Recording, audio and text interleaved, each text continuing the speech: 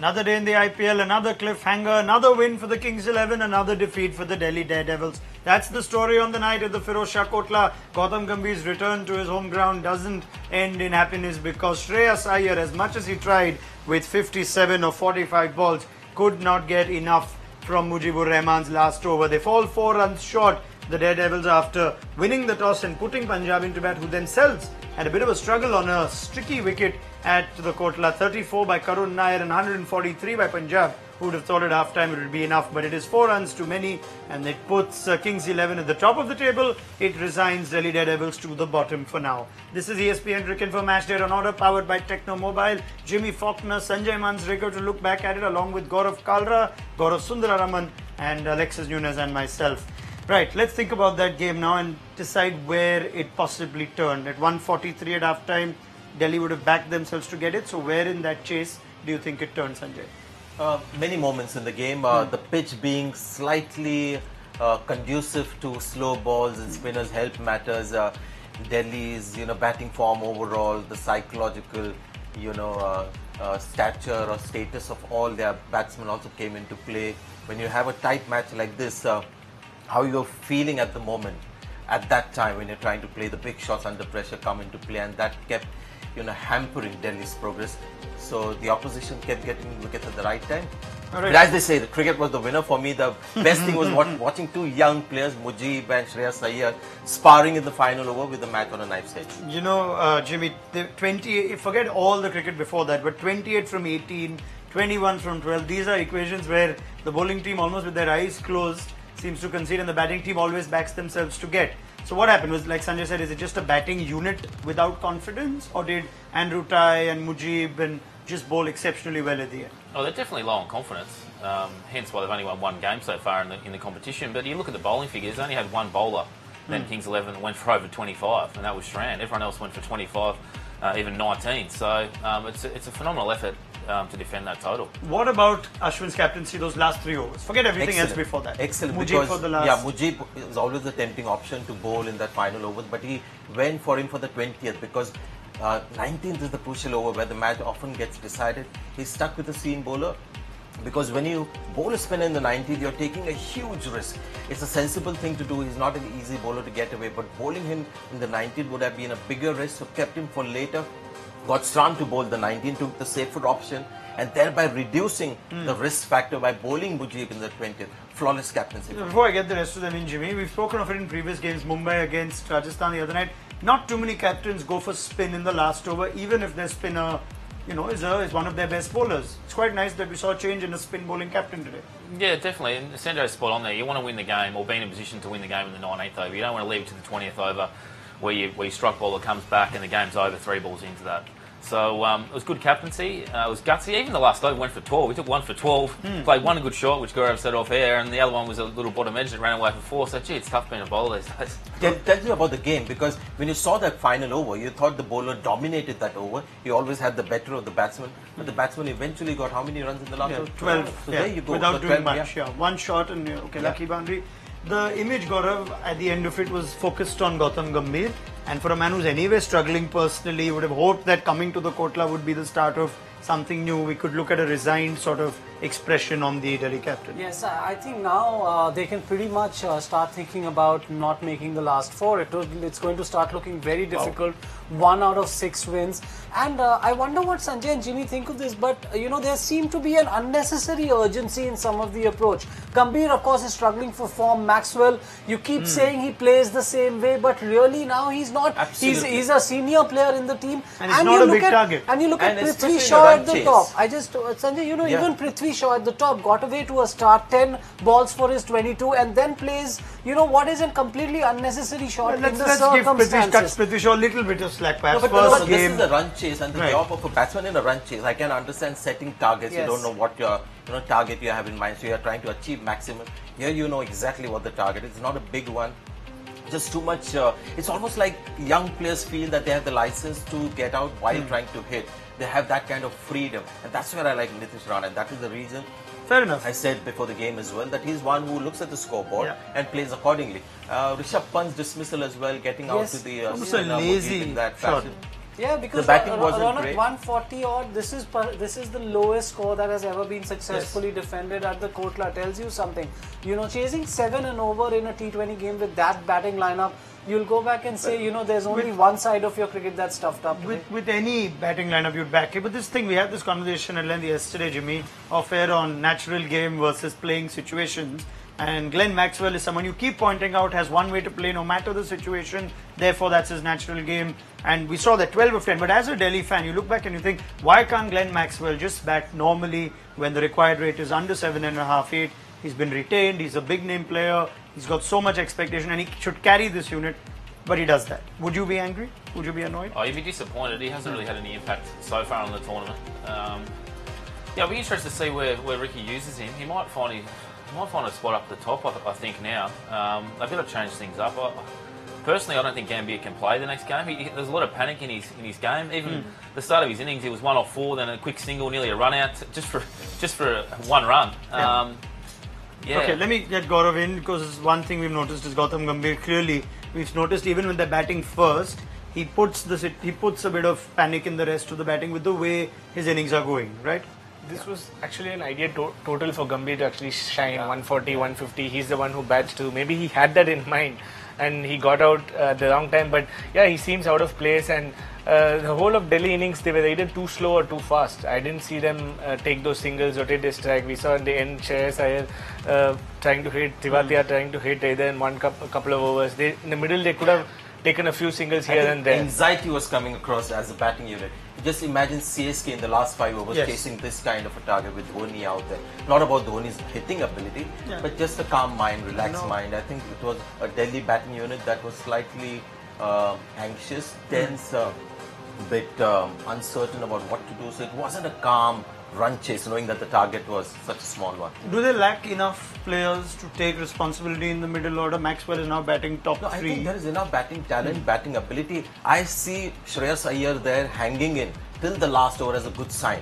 He took the responsibility of being there till the very last minute, taking the pressure of, being the hero or the villain in that last over. So that was a nice sign to see. But I think there is a lot of batting there. I'm looking at, Rishabh Pant can deliver. Maxwell's, I think, the time has come to stop looking at his strike rate and maybe just at his consistency of performance. Yeah, look at how they constructed the team together, Ronak. They actually retained Shreyas Iyer and Rishabh Pant. So they wanted that strong core in the middle order to be available to them, and obviously Chris Morris, who they did not play today. So I mean, the idea that these guys have been entrusted with this responsibility to take to get chases like this done, especially after your bowling unit has done the job for you, I think they'll be very disappointed in this result, in particular for that reason. And in this kind of batting order that we're watching here, you've got Shaw there, you've got Maxwell, you've got Iyer, Pant, Christian. Gautam Gambhir's batting performance becomes important. It shouldn't be that important in the scheme of things because he's not really a batsman in his prime. So perhaps too much expectation from him in the batting order. The other point, I thought Punjab really learned from what Delhi did. They started bowling a lot of cutters, slower balls, which was bowled by Delhi towards the second half of the innings, and they kind of knew that that's how they have to go about their bowling. I think they got an idea of the wicket, and I don't think both teams kind of predicted how the wicket is going to play. It's much lower than what it was. So we're just looking at how they did fare overall as a unit, and Ankit Rajput continues to impress ahead of Mohit Sharma. Played 2 for 23 wickets with the new ball, and Andrew Tye, excellent again, not for the first time this IPL, 2 for 25. Ashwin does a more than decent job, although the wicket, like we've established, was conducive to the type of bowlers that Punjab had. And Mujib, in spite of going for 12 in his last over, went for only 13 in the 3 before that. Jimmy, just in a way, like Gaurav points out, Punjab probably had the best bowlers to exploit on this sort of pitch. And the way Andrew Tye bowled, he's very, very difficult to get away. Yeah, they took a leaf out of the first innings and what was on display. So they bowled accordingly, and that's a very good sign for a bowling lineup. When you look at the bowling lineup as well, you can't say like Sunrisers Hyderabad that they've got a lot of class in their bowling. Their seam bowling is covered, spinners and stuff. They've got Mujibur Rahman, a bit like Sunil Narayan is for Kolkata Knight Riders has been over the years. But apart from that, when you look at Rajput, Sran, Tye, and Ashwin and Mujibur Rahman, you're not looking at a great bowling attack. So well done in the conditions that Give them a lot of confidence. Captaincy, I think, has been one of their main reasons for their success. And let's spare a moment just on the wicket of Rishabh Pant by Mujibur Rahman. Just certain balls that tend to make us go wow. What's happened there? It's the first ball of Mujibur Rahman's spell, and is Pant guilty of being lazy, or has he just not picked it? What did you observe? Yeah, Virat Kohli had the Displeasure, misfortune of that was facing the that ball. best ball of the IPL from Mujibur. He bowled another one. I think these days the obsession is to hit through the line a lot. It's all about power, coming in and striking the ball. I wonder whether they watched the release of the ball closely, what's it doing in the air. The ball came back in and his bat was going in that direction. So obviously he hadn't picked the ball coming back in. So all these little skills, and when you have a score that's not big to chase, these are the things that you could focus on. Yeah, Gaurav? You know what happens because of that dismissal? The next, I think, 11 balls they did score much of Mujib Rahman. So the thing is, the whole opposition itself feel that he's much difficult to get away, and that was the first ball. You saw what happened with KKR. They did attack Mujib, and they kind of got good. His first 2 overs went for 20 odd runs. So these dismissals also play mentally. I feel plays a. I was also interested at this end, Dan Christian in ahead of Tewatia, who then got 6 of 11 in their little middle phase, not putting too much on Christian, but Tewatia, well, things that they could ponder on now. But just to keep the conversation towards the end, one thing we saw yesterday, Jimmy, when a batsman's trying to get runs towards the end, and you've done it many times, we saw Gautam not necessarily do, what the right-hand batsman tends to do, go in the arc, tends to look at fields, pick lengths. The way Barinder Shran was bowling, there was an opportunity to again see that captains have bought fielders in the ring on the offside. Do you think batsmen just need to calm down and look at fields instead of just trying to play the power game? Yeah, it depends on the surface as well. So was it hard to do that here? On a slow surface like it was today, it was hard to go across the line. So using the angles with the left arm of Shran, use his angle across the right hander. I think Shran, speaking about that, I think Shran got away with one last ball, the 19th. That could have changed the game well and truly. But a lot depends on the surface. Okay, where do Delhi Daredevils go from here? Are they done then? Gaurav Kalra says very hard for them to now make it. Carrying a few players that they've got to worry about. Maxwell not delivering enough. There's always the danger that you have with Maxwell in the opposition as a batsman. Gautam Gambhir in the kind of batsman that he's got around him, with Maxwell not delivering and a few young players looking a little anxious. His batting becomes very important, so he's got to bat a bit like Kane Williamson is doing for Sunrisers Hyderabad. If he's not doing that, then maybe they've got to look at the whole batting order, leadership and all those angles. I'm sure that will all start coming into discussion now. Like we touched at the in the preview show this is not the sort of decision that Ricky Ponting's averse to making. If, like Sanjay says, he has the power to make that decision.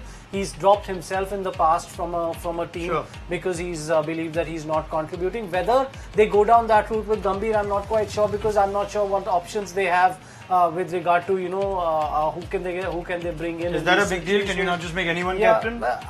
That's the question they'll ask. The question they'll ask is whether they will. Is there a candidate there? Let's say Manjot Kalra or somebody else comes in place of Gambhir to strengthen the batting. I think what about leadership? Christian can captain that Christian team. can captain. What about Maxwell not play every captain? game? I'd rather him just play. Because sometimes when you make a naughty boy in the class, the monitor of the Well, class... Sanjay, you know how it worked for Kings 11. Maxwell didn't quite get along as Kings 11 captain, and then fallouts with Sehwag. If you just look at the table also, Ronak, and why they should be very worried is Mumbai have lost games, yes, but Mumbai have been close in all of those games. Delhi have now lost a lot of games by big margins. There's almost a sense of disappointment in you personally. I think they feel bad. This is a story that is almost playing on loop with Delhi. They have decent auctions. They sometimes put together good teams, but then they end up not quite producing the results. Why is that, you reckon, Gaurav? Is there pressure from outside the team? What can you put it? Because it's not as if it's the first year like you touched on. Yeah, it's just inexplicable. I can't put a finger on it. And if you see that 11, I don't see everybody. They keep swapping and changing, and you don't have a player who's surely part of the all 14 matches. So which is why putting only Maxwell possibly makes the. Well, Rishabh Pant, you would think. Yeah, but not for captaincy material. You need that first. You need. We're talking about someone who commands a place in the team. Yeah, first. in order to be a captain, you need to first play. The question: why is it that Delhi have been this way it's in the IPL? Because it's not even that there are 3-4 core sort of players that are it's a completely new team. It didn't look like a bad team. That you sack them and get somebody else. And Everything's been done. this year, the investment was made in a Brains Trust, one of the most sort of well-respected T20 minds in the world, was brought on board. He was around for the auction. Like we said, you can't fault the nature of the team. I think the players that have been picked not on emotion but on T20 specific Maybe skills. Gautam Gambhir, the batsman, is doing a little more damage than we thought. Yeah, perhaps not quite pulling his weight in quite the way that Delhi thought, and maybe his best years were at KKR. And unfortunately, the others are not performing That's it. well enough. We can't just Gambhir, the isolate batsman Gambhir. comes with the four, and that's where perhaps Delhi Daredevils has hurt them badly so far in the. Very well. Excellent. Poor Delhi. What do? They can't get anything right. One thing they got right, Alexis, today was at least Prithvi Shaw has won our most prestigious award of the evening. Exactly. The Tata next on best strike rate of the match, and it is kind of unusual that it's coming from someone that was on the losing end today. But you know what? It was only his first match, and he managed to pick up this award. Prithvi Shaw with 22 runs off 10 balls, 4 fours, no sixes, but a strike rate of 220. Now it is just his first game, so hopefully it can end up on the winning side next time. Whatever Wasn't the most assured innings. Yeah, that that we is could going to come to possibly see. Sanjay. Just first look quickly on Prithvi Shaw. I saw him in that under-19 World Cup final as well. He's a bit like Unmukh Chand, how he was, a bit flashy outside the off-stumps. When he gets going, looks very attractive. Needs to tighten up a little bit. This was a great opportunity to get a 50 or a 60 and put his team calm on the the winning nerves. streak, because it's way too open. You've got 20 overs to look forward to. There's a target there, not a big one. Everyone's backing you to do well. I'm sure he'll be feeling less nerves than Gautam Gambhir as a young player playing his first match. So, opportunity missed, I think. Very well. That's it then. Sums it up for the Delhi Daredevils. Another opportunity missed. Looking at the points table, they find themselves at the wrong end of it. Kings 11 Punjab, however, put some space between themselves and the Chennai Super Kings. Wow, how many people predicted it? Some did. Punjab, Deepdas Gupta said, is likely to win the tournament pre-IPL, but 5 wins puts them in a great position to not just make the playoffs but also secure a top 2 Can spot. I make a little prediction about Chennai Super Kings? I You'll think wonder they'll drop? whether they'll be able to hold on to that top position, because there are a lot of things that are getting masked by their wins. So let's see where the I'll come logic to comes. Your honest best friend. I'll was come to you. just gonna I'll say come that. to you, Sanjay. I'll come to you. Just looking at the last 4 as well. You saw that Hyderabad, they're in action against Mumbai a little later today, given every time our post show tends to cut over to the next day. But God bless the IPL and its timeouts. And looking at Delhi, bottom of the table, they're the opposite of Punjab. 5 losses and just the 1 win. It's the double completed by Kings 11 Punjab over Delhi Daredevils for this season. We'll see if Hyderabad can do that to Mumbai, who want to put some space between themselves and Delhi as well. That point you made on Chennai, please take your time on it, because I also made a slightly unpopular prediction that I don't think they had the squad or the players to be up top. I've been getting some slight I'm a big dissatisfaction. believer in cricketing logic, and finally over a long term it prevails. I think Dhoni is using a lot of players in this CSK team, and he's using just 20% of the value, or he's getting only 20% of the value of the player, and that might you'll be able to cover up with some good performance. I think the first 2 matches that they won was single-handedly won by Bravo and then Billings. Yes. He had an Harbhajan Singh never bowled his full quota of 4 overs. Jadeja he's been Bravo, carrying for a Billings, long Watson, time. 3 individual And Raidu. great performances. Correct. So it Raidu, has to 4. come into play. So, but then again, if they keep getting it, then that's not the same player. It's different guys. It's just that there are far too many players in the team not being used to their fullest value. Well, maybe that's the nature of T20 cricket, that sometimes one impact player is all you need to change a game. Yes, but Unending. that is almost like a tactic Unending. that he goes Gloves with, off. That where Harbhajan Singh doesn't bowl his 4 overs because he's been expensive in his 2 overs. No, it's just that he feels that in this match, just 2 overs from Harbhajan is enough. All Okay, right, not that's enough. enough. Gaurav Kalra, Sanjay Manjrekar, MS Dhoni behind him. Thank you all very much for your lovely comments This this is not evening. gloves off, right? No. We'll bring you that Sorry, time sorry, for Gaurav fine. Kalra. Yeah. Very well. Thanks, Sanjay. Thank you very much for being with us. We hope to see you again soon. You enjoyed this. More calm and collected and composed than the world feed. Less travel also. You're near home. So I'm sure we'll see you again soon. Jimmy Faulkner, we'll see you for one more day. I think Chennai will win it. Chennai's not even playing tomorrow.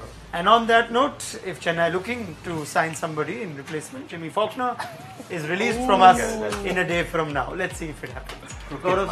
Gaurav Sundaraman, thank you very much. Alexis, let's get back and see if Mumbai can best. You're going for that game too, Mumbai, aren't you? I'm going for that game, my first live IPL game, so hopefully. Courtesy the thanks to the offices of Carlos Brathwaite, I believe.